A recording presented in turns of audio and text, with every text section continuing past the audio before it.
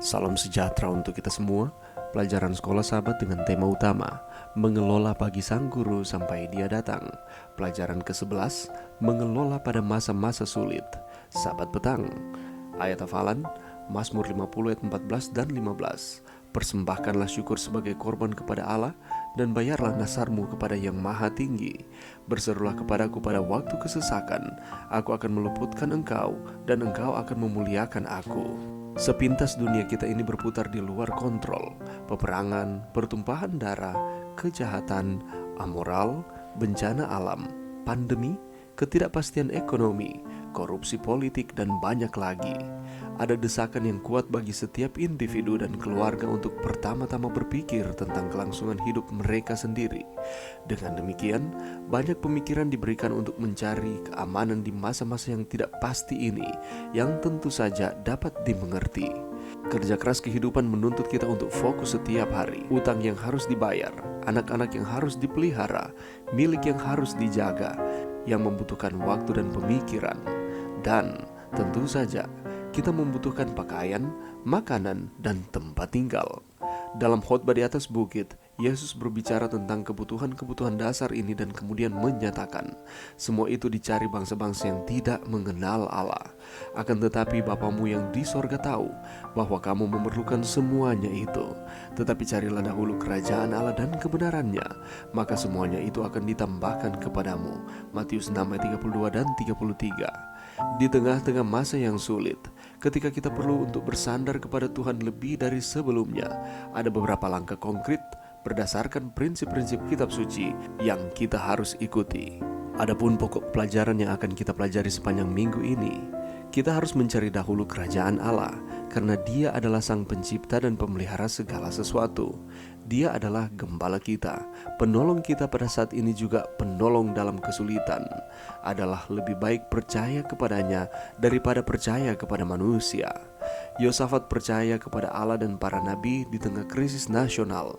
Umat Allah yang sisa harus dan akan percaya juga. Kepercayaan kepada kuasa ilahi yang seperti itu meningkatkan keamanan dan kemakmuran rohani dalam gereja. Di sisi lain, Daud mencari keamanan melalui jumlah orang yang dimilikinya untuk tujuan militer dengan hasil yang tragis. Alkitab mengajarkan kepada kita bahwa selain percaya kepada Allah, kita harus bijaksana. Jadi, hidup kita harus sederhana, bertarak, dan tanpa semarak peragaan. Menimbun harta kepunyaan dapat menyebabkan kecemasan yang tidak semestinya, menggelapkan kebahagiaan seseorang dalam hidup ini. Kecemasan seperti itu menempatkan kita pada resiko kehilangan iman kita. Jadi, kita harus mengawal agar tidak mencintai dan tidak lebih percaya kepada kekayaan daripada kepada Allah. Tambahan lagi, uang dapat kehilangan nilainya setiap saat, sebab pada akhirnya kita akan tidak dapat lagi membeli atau menjual. Pada akhirnya, uang akan dilahap dalam api, bersamaan dengan keinginan daging, keinginan mata, dan keangkuhan hidup. Menjadi setia sekarang dalam persepuluhan dan persembahan adalah salah satu cara agar kita kembali kepada Allah, kepada siapa kita harus takut seumur hidup kita. Dengan melakukan ini, kita mempersiapkan diri untuk menang di masa kesesakan besar. Sepanjang minggu ini kita kembali akan mempelajari satu topik yang penting untuk pertumbuhan kerohanian kita. Bagaimana caranya mengelola pada masa-masa sulit ketika kita hidup di dunia ini? Di dalam pelajaran kita akan mempelajari menempatkan Tuhan yang pertama.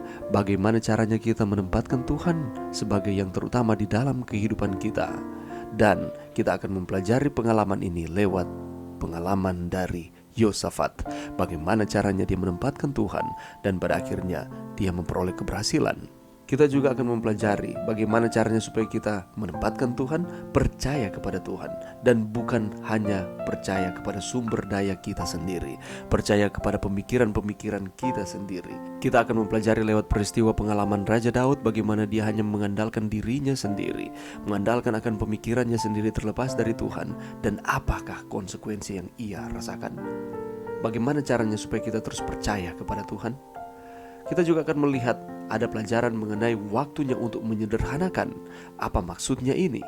Apa kaitannya dengan harta kepemilikan kita?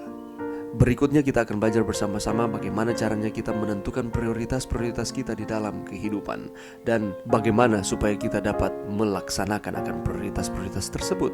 Dan akan tiba pada masanya ketika kita tidak dapat membeli dan menjual.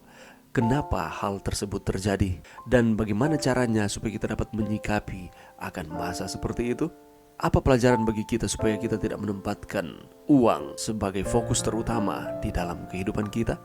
Untuk mendapatkan jawaban dari setiap pertanyaan-pertanyaan ini, mari kita mempelajari pelajaran sekolah sahabat setiap hari di tengah-tengah kesibukan saudara dan saya, sehingga kita akan terus memperoleh manfaatnya. Kita akan terus diingatkan untuk setia kepada Tuhan. Mari berdoa.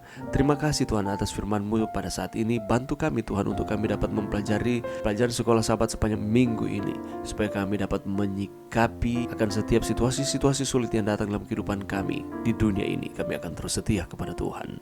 Ini doa kami di dalam nama Yesus. Amin.